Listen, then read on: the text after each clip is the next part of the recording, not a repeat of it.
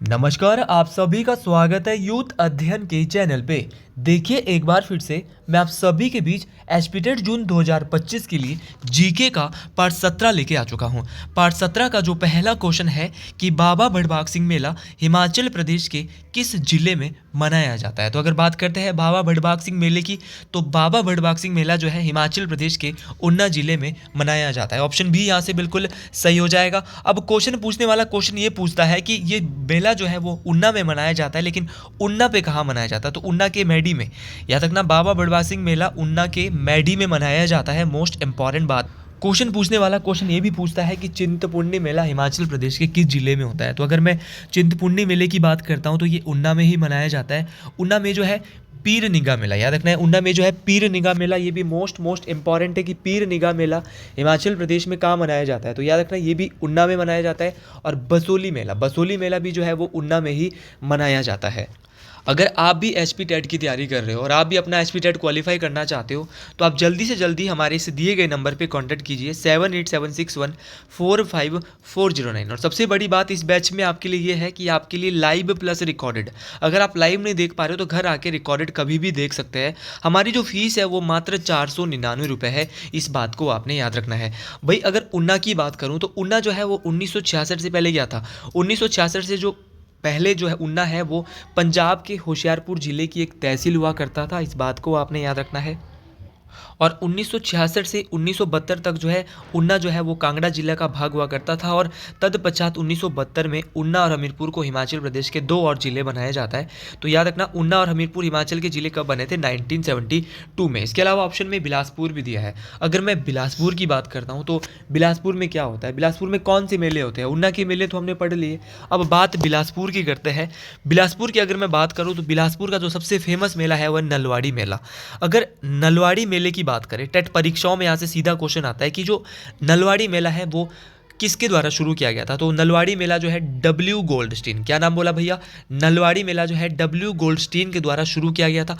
कब किया गया था नलवाड़ी मेले को, तो बिलासपुर के नलवाड़ी मेले को 1889 में डब्ल्यू गोल्डस्टीन के द्वारा शुरू किया गया था, इस बात को आपने याद रखना है।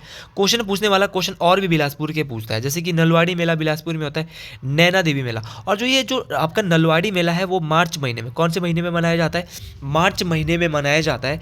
ये भी मोस्ट इंपॉर्टेंट बात है। उसी प्रकार हिमाचल प्रदेश का एक मेला है नैना देवी। नैना देवी मेला भी कहाँ होता है, बिलासपुर में ही होता है, याद रखना। और नैना देवी मेला जो है वो अगस्त के महीने में मनाया जाता है, इस बात को भी आपने याद रखना है मोस्ट इंपॉर्टेंट तरीके से। इसके अलावा मारकंडा मेला भी बिलासपुर में होता है। और मारकंडा मेला जो है वो कौन से महीने में मनाया जाता है, तो याद रखना मारकंडा जो मेला है वो अप्रैल माह में मनाया जाता है। तो दोनों ये भी आपको याद रखना है, मारकंडा मेला, नलवाड़ी मेला और आपका कौन सा मेला, नैना देवी मेला। ये तीनों के तीनों मेले बिलासपुर में होते हैं। ऑप्शन में कांगड़ा भी दिया है। अगर कांगड़ा की बात करते तो कांगड़ा में लगता है ज्वालामुखी मेला। ज्वालामुखी मेला कांगड़ा में लगता है और ये साल में 2 बार लगता है, क्योंकि नवरात्रे साल में 2 बार होता है। तो ज्वालामुखी मेला भी जो है साल में 2 बार लगता है। और उसी प्रकार अगर मैं बात करता हूँ डल मेला जो है कांगड़ा के धर्मशाला में, ये भी कांगड़ा जिले में होता है। डल झील और डल मेला ये दोनों के दोनों कांगड़ा में है, इस बात को आप याद रखना। इसके अलावा ऑप्शन में हमीरपुर दिया है। हमीरपुर में होता है गसोता मेला। और हमीरपुर की जो सुजानपुर की होली है ये बहुत ज़्यादा फेमस है। तो हमीरपुर के सुजानपुर की जो होली है ये बहुत ज़्यादा परीक्षा में पूछी जाती है। और याद रखना गसोता मेला ये भी कहाँ लगता है, हमीरपुर में लगता है। और बाबा बालकनाथ मेला भी हमीरपुर में लगता है। तो पहले क्वेश्चन से हमने बहुत सारे आंसर को जाना। आप इन क्वेश्चन को अपने कॉपी पे एक पेन कॉपी लेके जो है इनको लिखेंगे, जो कि आपके लिए बहुत इंपॉर्टेंट रहने वाले हैं। ये सीरीज़ कहीं ना कहीं आपके लिए बहुत महत्वपूर्ण है। जी हाँ, तो अगला क्वेश्चन, सिकरी हिमाचल प्रदेश में किस स्थान के लोगों का लोक नृत्य है। तो अगर सिकरी की बात करते हैं तो सिकरी जो है वो चंबा जिले का लोक नृत्य है। देखिए लोक नृत्य की अगर मैं बात करता हूँ, फोक डांसेस की बात करता हूँ, तो यहाँ से बहुत सारे क्वेश्चन पूछे जाते हैं। क्वेश्चन पूछा जाता है कि जो सिकरी नृत्य है वो चंबा में किया जाता है, लेकिन कब किया जाता है। आप टेट परीक्षा की तैयारी कर रहे हो, आगे कमीशन की तैयारी करने भी जा रहे हो, तो आपने याद रखना कि जो सिकरी नृत्य है वो सूही मेले के दौरान, सूही मेला जब होता है, सूही मेला जो है वो बहुत फेमस है। कहाँ पर होता है, चंबा जिले में होता है। और सूही मेले के दौरान जो है ये सिकरी नृत्य जो है चंबा का वो किया जाता है। अब आपको ये भी पता चल गया कि सूही मेला कहाँ होता है, तो सूही मेला भी चंबा में होता है।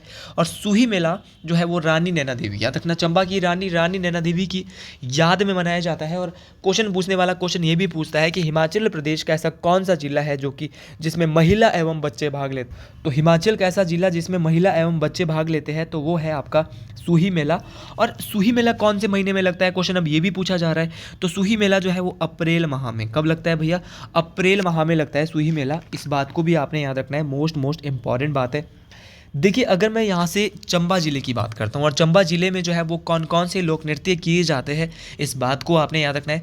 चंबा की अगर बात करता हूँ तो चंबा में है ढांगी, बहुत इंपॉर्टेंट है, ढांगी और ढेपक। बहुत बार ये पूछा गया है कि ढांगी और ढेपक कहाँ होते हैं, तो ढांगी और ढेपक होते हैं आपके चंबा ज़िले में। उसके अलावा अगर मैं चंबा की बात करता हूँ तो झंझारा, बहुत बार पूछा गया है झंझारा कहाँ होता है, तो झंझारा भी जो है वो कहाँ पर होता है, ये भी आपके जो है वो चंबा में होता है। डंडारस बहुत बार पूछा गया, डंडारस भी चंबा में होता है। नुआला बहुत फेमस है, नुआला, इसको नुआला भी कहते हैं और नवाला भी कहते हैं। तो अगर नुआला की बात करते हैं तो नुआला जो है भगवान शिव को समर्पित है और ये गद्दियों के द्वारा, किसके द्वारा, गद्दियों के द्वारा किया जाता है। इस बात को आपने याद रखना। और देखिए अगर मैं डांगी की बात करता हूँ, डांगी जो नृत्य है ये चंबा का है और चंबा के छतराड़ी गांव, चंबा का एक छतराड़ी गांव है वहाँ पर होता है। और डंडारस मैंने बताया ये भी कहाँ का है, चंबा का है। ये जो है गद्दी पुरुष, जो गद्दी लोग होते हैं ना, इसमें उसमें जो पुरुष होते हैं उनके द्वारा किया जाता है डंडारस नृत्य। और झांकी तो भाई कहाँ निकाली जाती है, झांकी तो आपके चंबा में जो है फेमस है, चंबा की झांकी भी। सारे के सारे नृत्य जो मैंने आपको बताया ना ये बहुत इंपॉर्टेंट। लेकिन अगर कुछ और डांसेस की बात करते हैं, जैसे कि हिमाचल यहाँ पर नाहन दिया है, कुल्लू मनाली और ये कंडा घाट दिया है, यहाँ पर तो कोई फेमस डांस नहीं है। लेकिन जिलों की अगर मैं बात करता हूँ तो सबसे जो इंपॉर्टेंट डांसेस है वो किन्नौर के है। किन्नौर में देखो क्यांग है, वाक्यांग है और व्यांगचू है। देखो यांग यांग आ रहा है, क्यांग, वाक्यांग, व्यांगचू, जातरू और जापरो, ये सारे के सारे, जातरू, जापरो, तो जातरू भी किन्नौर में, जापरो भी कहाँ पर, किन्नौर में। इसके अलावा क्यांग, वाक्यांग और आपका कौन सा, व्यांगचू, ये जो नृत्य है वो कहाँ पर किए जाते हैं, किन्नौर में किए जाते हैं, हिमाचल प्रदेश के ऐसा जिला। इसके अलावा अगर मैं बात करता हूँ सांद और साबू, सांद और साबू कहाँ किए जाते हैं, तो सांद और साबू कहाँ पर भैया, लाहौल स्पीति में। लाहौल स्पीति में जो नृत्य किए जाते हैं सांद और साबू, सांद और साबू जो किए जाते हैं लाहौल स्पीति में। और याद रखना जो सांद और साबू है ना ये महात्मा बुद्ध की याद में जो है वो इसको किया जाता है। और इसके अलावा लंग दरम्बा, अगर मैं लंग दरम्बा की बात करता हूँ, लंग दरम्बा और छनक छम, लंब दरंग और छनक छम ये जो है ये भी लाहौल स्पीति में किए जाते हैं। इसके अलावा जो लाहौल स्पीति का है शूंतो है और लाहौली नृत्य, ये सारे के सारे लाहौल स्पीति में होते हैं। सिरमौर की बात कर लेते हैं क्योंकि नाहन जो है सिरमौर का मुख्यालय है, सिरमौर का जो मुख्यालय है वो नाहन में है। और सिरमौर की बात करें तो सिरमौर में आपका बुढ़ार नृत्य है, गी भी सिरमौर में लगती है, गी आपने सुनी होगी। रासा सिरमौर में लगता है, झूरी सिरमौर में लगता है, नाटी सिरमौर में लगती है। तो इस सारे के सारे नृत्य जो है वो सिरमौर जिले में मनाया जाता है, सिरमौर के लोग करते हैं। तो अगले क्वेश्चन की बात कर, जी हाँ, तो अगला क्वेश्चन है कि हिमालय पर लाल छाया पुस्तक किसके द्वारा लिखी गई है। तो बात करते हैं हिमालय पर लाल छाया पुस्तक की। तो हिमालय पर लाल छाया जो पुस्तक है ये शांता कुमार ने लिखी है। लेकिन शांता कुमार के अलावा ने जो है और भी इसके अलावा बहुत सारी किताबें लिखी है, जैसे कि इस धरती है बलिदान की, तो धरती है बलिदान की बुक जो है ये शांता कुमार के द्वारा। पहाड़ बेगाने नहीं होंगे, ये भी शांता कुमार ने लिखी है। और मैं पहली बोल रहा हूँ टेट परीक्षाओं में यहाँ से क्वेश्चन पूछा जाएगा। देशभक्त स्वामी विवेकानंद, ये भी शांता कुमार ने लिखी है। लाजो बुक भी किसने लिखी है भाई, शांता कुमार ने ही लिखी है। और हिमालय पर लाल छाया, तो हिमालय पर लाल छाया तो मैंने आपको बता भी दी, सारी की सारी किताबें जो है शांता कुमार के द्वारा लिखी गई है। अब ऑप्शन में एलसी पांडे की बात करते हैं तो एलसी पांडे के द्वारा प्राचीन हिमाचल बुक लिखी गई है। और अगर बात करते हैं रंजौर सिंह तो इनके द्वारा तारिक ए रियासत सिरमौर, तो यह रखना तारिक ए रियासत सिरमौर बुक रंजौर सिंह लाल चंद प्रार्थी। कमेंट बॉक्स में ऑप्शन में जो दिया है यहाँ पर वो क्या दिया है, लाल चंद प्रार्थी दिया है। तो इनके द्वारा जो बुक लिखी गई है वो भी बहुत इंपॉर्टेंट है, जिसका नाम है कुलूत देश की कहानी। तो कुलू देश की कहानी जो बुक है ये लिखी है लालचंद प्रार्थी ने। शांता कुमार की किताबें मैं आपको बता चुका हूँ, तारीख रियासत सिरमौर, धरती है बलिदान की, पहाड़ बेगाने नहीं होंगे, देशभक्त स्वामी विवेकानंद, लाजो, हिमालय पर लाल छाया, ये सारी किताबें लिखी है किसने, शांता कुमार ने। एलसी पांडे की बात चल रही थी, इनके द्वारा लिखी गई है प्राचीन हिमाचल, और राजा रंजौर सिंह के द्वारा तारिक ए रियासत सिरमौर। देखिए बिना देखे आपको ये क्वेश्चन इतनी प्रैक्टिस मेरी वीडियो को देखते देखते आपकी हो जानी चाहिए कि जो मैं अपनी वीडियो में एक्स्ट्रा चीज़ बता रहा हूँ ना, इसको अपने माइंड में बिठा लो, एक एक बार मेरी वीडियो को पढ़ लो और दोबारा जो है आपको ताकि पढ़ने की आवश्यकता ही ना पड़े, और जब दोबारा क्वेश्चन आए तो बिल्कुल आपको बहुत ही अच्छे से क्या आ जाए, समझ आ जाए। इसके अलावा बहुत सारी फेमस बुक्स हैं जो कि परीक्षाओं में पूछी जाती है, जैसे कि हिमाचल अबॉर्ड ऑफ लाइट, याद रखना बहुत बार पूछी गई है हिमाचल अबॉर्ड ऑफ लाइट, और ये टेट परीक्षाओं में पूछी जा रही है। ये लिखी गई है निकोलस रोरिक, निकोलस रोरिक की बुक है जिसका नाम है हिमाचल अबॉर्ड ऑफ लाइट। और एक बुक है कंट्री लाइफ, ये भी बहुत पूछी जाती है हिमाचल के परीक्षाओं में। तो कंट्री लाइफ जो बुक है ये लिखी है नोरा रिचर्ड ने, इस बात को भी आपने याद रखना है। और the Wonderland of Himachal Pradesh की बुक बहुत बार बोलते हैं कि पढ़नी चाहिए एचपीजीके के लिए, ये लिखी है जगमोहन बलोखरा जी ने, इस बात को आपने याद रखना है। अगले क्वेश्चन की ओर बढ़ते हैं कि हिमाचल प्रदेश में कितने नगर निगम है। पिछले कल एक का कमेंट आया था कि सर अब जो नगर निगम है वो 8 हो चुके हैं। जी हाँ, बिल्कुल घोषणा हो गई है 8 नगर निगम की। अभी जो है अगर हम ऑप्शन की देखें तो 5 यहाँ पर इस क्वेश्चन के आंसर सही था, लेकिन अगर करंट में 8 हुए हैं तो आपको मैं बता देना चाहूँगा कि नए कौन से बन रहे हैं और 5 पहले कौन से नगर निगम थे। तो पहले जो 5 नगर निगम थे, शिमला नगर निगम था, धर्मशाला था, मंडी था, पालमपुर था और सोलन था। याद रखना है 5 नगर निगम थे, शिमला, धर्मशाला, मंडी, पालमपुर और सोलन। लेकिन अब 3 नए नगर निगम को सरकार के द्वारा, राज्य सरकार ही बनाएगी, नगर निगम के द्वारा मंजूरी मिलने वाली है। एक का आपका हमीरपुर है, ऊना है और बद्दी है। तो अब हिमाचल प्रदेश में जो नगर निगम की जो संख्या है वो कितनी हो जाएगी भाई, ये भी याद रखना है, 8 हो जाएगी। पहले कितने थे भाई, 5 थे, लेकिन अब जो है हो जाएगी कुछ समय बाद 8। और अगर ये संख्या हो चुकी है तो आप कमेंट बॉक्स में यस या नो का आंसर भी दे सकते हैं। मैं देखना चाहता हूँ कि आप कितने करंट रहते हैं अपने पढ़ाई के साथ। अगले क्वेश्चन की, हिमाचल प्रदेश में किस जल विद्युत परियोजना का उच्चतम जनन क्षमता है, हाईएस्ट जनरेशन कैपेसिटी। देखिए अगर मैं ऐसा कौन सा हाइडल इलेक्ट्रिक प्रोजेक्ट है, तो देखिए अगर मैं बात करता हूँ यहाँ पर तो मुझे लगता है वो है आपका पार्वती जल विद्युत परियोजना। तो सबसे ज़्यादा जो उच्चतम जनन क्षमता है वो किसकी है, पार्वती जल विद्युत परियोजना है। कि अब क्वेश्चन पूछने वाला क्वेश्चन ये पूछेगा कितनी मेगावाट की है, तो ये जो है वो 2051 मेगावाट की है। किस जिले में आती है पार्वती जल विद्युत परियोजना, तो बोलेंगे कुल्लू जिले में आती है। जी हाँ, बिल्कुल कुल्लू में आती है। कौन सी नदी पर है, तो याद रखना पार्वती नदी पर है, पार्वती ब्यास की सहायक है, ये भी आपको पता होना चाहिए। ऑप्शन में करचम बांगटू दिया है, ऑप्शन को करवाना मेरा काम है, देखो हर एक ऑप्शन को बताना मेरा काम है। करचम बांगटू परियोजना जो है वो किन्नौर में है, बहुत बार पूछा गया है कितने मेगावाट की है, याद रखना भाई 1000 मेगावाट की। कौन सी नदी पर है करचम बांगटू, सतलुज, बहुत बार पूछा गया है। और टेट परीक्षा में इस बार अगर पूछा जाएगा तो यहाँ से भी क्वेश्चन आ सकता है। नाथपा जाखड़ी, शिमला और किन्नौर दोनों में आती है, सतलुज नदी पर है नाथपा जाखड़ी। कितनी क्षमता है, तो याद रखना 1500 मेगावाट। कितनी क्षमता है, 1500 मेगावाट है, इस बात को भी आपने याद रखना है। और अगर बुधिल की बात करते हैं तो बुधिल जो है वो कितने मेगावाट की है, 70 मेगावाट की। और ये भी बताया बुधिल परियोजना किस नदी पर है। इसके अलावा अगर मैं बात करता हूँ आपकी किन्नौर जिले की जल विद्युत परियोजना की, जैसे कि सबसे इंपॉर्टेंट है संजय जल विद्युत परियोजना, हिमाचल प्रदेश सरकार के द्वारा ये परियोजना बनी है। ये किन्नौर जिले में, किस जिले में, संजय जल विद्युत परियोजना किन्नौर में है।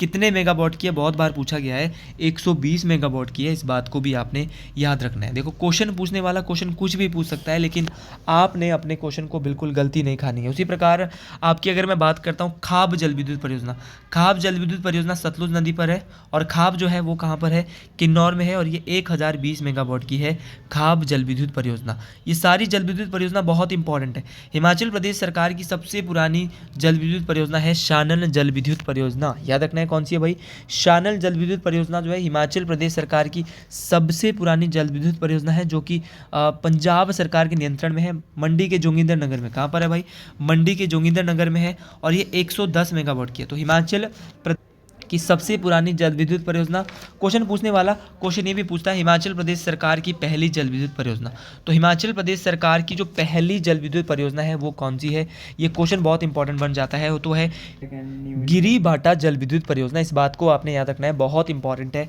इसके अलावा बहुत सारी इंपॉर्टेंट परियोजनाएं हैं, लेकिन आपको जितनी परियोजना मैं बता चुका हूँ वो आपको याद रखनी है। जैसे कि आपका पौंग डैम परियोजना कहाँ पर है, कांगड़ा में है, ब्यास नदी पर है। ये सारी चीज़ें आपको याद रखनी है, सारी की सारी परीक्षाओं में पूछी जाती है। उसी प्रकार मैं थोड़ी सी और यहाँ पर बताऊँगा। चमेरा वन परियोजना, चमेरा वन परियोजना 300 मेगावाट की है, ये रावी नदी पर है। और चमेरा 2 जो परियोजना है वो कहाँ पर है, कितने मेगावाट की है, याद रखना। चमेरा 2 जो परियोजना है वो 300 मेगावाट की है। तो दोनों याद रखनी है, मोस्ट इंपॉर्टेंट है चमेरा 1 और चमेरा 2, बहुत बहुत इंपॉर्टेंट है, चंबा जिले में है, दोनों की दोनों आपको बहुत अच्छे से याद रखनी है। अगले क्वेश्चन की ओर बढ़ते हैं। अगला क्वेश्चन बोल रहा है कि Himswan program was launched in Himachal Pradesh on, Himachal Pradesh में हिमस्वान कार्यक्रम प्रारंभ किया गया। देखिए हिमाचल प्रदेश में जो हिमस्वान की जो योजना है वो कब लाई गई थी, क्वेश्चन ये पूछा गया था। तो अगर मैं हिमस्वान की बात करता हूँ तो हिमस्वान जो परियोजना हिमाचल प्रदेश में लाई गई थी वो लाई गई थी 5 फरवरी 2008। कब लाई गई भाई?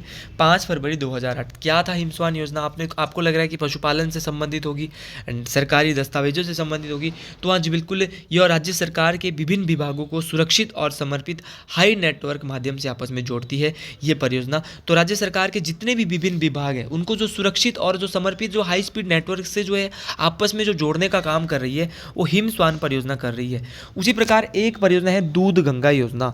बहुत बार क्वेश्चन में पूछा गया है कि हिमाचल प्रदेश में दूध गंगा योजना की शुरुआत कब हुई? तो दूध गंगा योजना की शुरुआत हिमाचल प्रदेश में हुई थी 2010 में। ऑप्शन, तो इस बात को भी आपने याद रखना है, बहुत बहुत इंपॉर्टेंट है।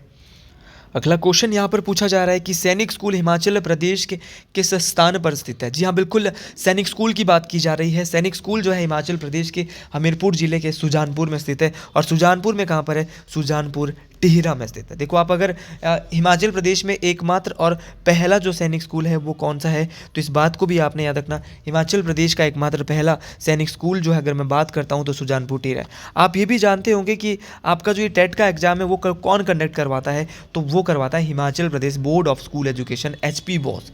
भाई एचपी बोस की स्थापना कब हुई? ये क्वेश्चन परीक्षा में आया है। अगर आप जो बोर्ड, आप जिस बोर्ड से आपको पता होना चाहिए आप कौन सी परीक्षा दे रहे हो और जो बोर्ड आपकी परीक्षा करवा रहा है उसकी स्थापना कब हुई, ये तो बहुत ज़रूरी है। तो HP Bose Himachal Pradesh board of school education की स्थापना 3 जुलाई 1969 तक ना 3 जुलाई 1969 को Himachal Pradesh board of school education की स्थापना होती है। जब इसकी स्थापना हुई थी 3 जुलाई 1969 को, तो ये शिमला में था। कहाँ पे था? शिमला।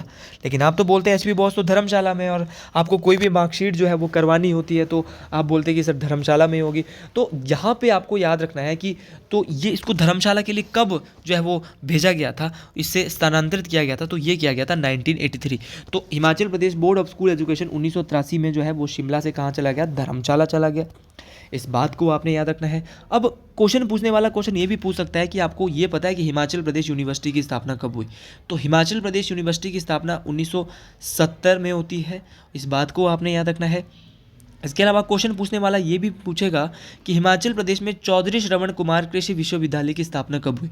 तो हिमाचल प्रदेश में कृषि विश्वविद्यालय जो है जिसका नाम है चौधरी श्रवण कुमार कृषि विश्वविद्यालय, इसकी जो स्थापना हुई थी वो कब हुई थी? तो इसकी स्थापना हुई थी 1978 में। 1978 में चौधरी श्रवण कुमार कृषि विश्वविद्यालय की स्थापना होती है। इस बात को आपने याद रखना है, बहुत बहुत इंपॉर्टेंट बातें हैं। उसी प्रकार doctor Yashwant Singh Parmar horticultural and forestry university वानिकी एवं उद्यान विश्वविद्यालय है, तो ये जो है वो सोलन के नौनी में स्थित है। पहले तो ये पता होना चाहिए। और जो आपका कृषि विश्वविद्यालय है वो कहाँ पर है? पालमपुर में है। इस बात को आपने याद रखना है। एचपीयू शिमला में है। और जो ये नौनी सोलन में है वो आईएस परमार यूनिवर्सिटी। इसकी स्थापना जो हुई थी वो 1985 में। कब हुई थी भैया? 1985 में हुई थी। मोस्ट इंपॉर्टेंट है और ये परीक्षाओं में पूछा जाता है। अगले क्वेश्चन की ओर बढ़ते हैं। अगला क्वेश्चन बोला जा रहा है कि गुलेर रियासत की स्थापना किसके द्वारा की गई थी? तो गुलेर रियासत की जो स्थापना है वो हरिचंद के द्वारा की गई थी। ऑप्शन ए बिल्कुल सही हो जाएगा। इस बात को आपने याद रखना है।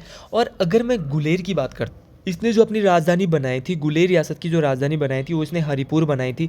इस बात को आपने याद रखना है, हरिचंद ने। देखिए बहुत इंपॉर्टेंट है ये। और हरिपुर का जो किला है वो भी राजा हरिचंद के द्वारा ही बनाया गया था। और गुलेर रियासत की कुछ शाखाएं थी, जैसे कि आपका दतारपुर रियासत थी, सिबा रियासत थी, तो ये जो है वो गुलेर रियासत की शाखा थी। इस बात को आपने याद रखना है। और जो दतारचंद थे, दतारचंद के द्वारा दतारपुर रियासत की स्थापना 1550 में की गई थी। और क्वेश्चन पूछने वाला क्वेश्चन ये भी पूछ सकता है कि गुलेर रियासत की स्थापना कब हुई? तो गुलेर रियासत की जो स्थापना है वो 1405 ईस्वी में हुई थी। कब हुई थी भाई? 1405 ईस्वी में हुई थी। और अगर मैं सिब्बा रियासत की बात करता हूँ तो जो सिब्बा रियासत है उसकी स्थापना जो है वो शिवराम चंद के द्वारा की गई थी। तो ये भी आपको याद रखना है, मोस्ट इंपॉर्टेंट है। तो आज के लिए हम अपनी वीडियो को यहीं रोकते हैं। अगर आपको हमारी वीडियो अच्छी लगी है तो कमेंट बॉक्स में एक बार जरूर लिखें हर हर महादेव। तो मिलते हैं अगली वीडियो में। हर हर महादेव टू ऑल स्टूडेंट।